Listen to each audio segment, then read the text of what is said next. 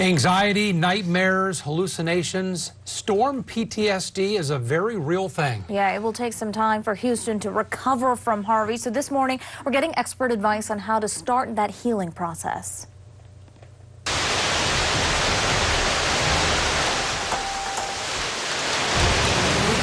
This is the 9/11 version of a natural disaster. People have lost their homes, their communities, and most profoundly, they have lost their psychological sense of safety. Some people I've worked with have complained about loss of appetite.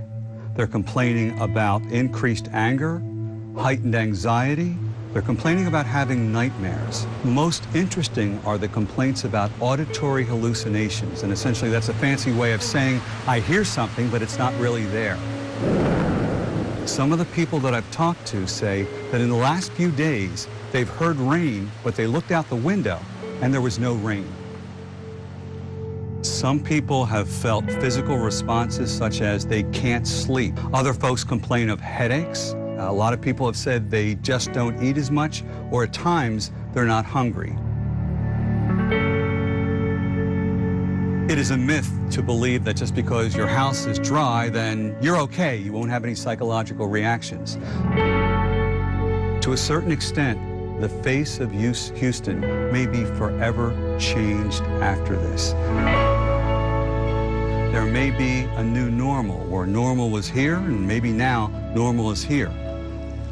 And as far as it going back to the old normal, that may never occur for some people. Human beings are very resilient, and for the most part, most people will find a way to adapt and be successful and happy.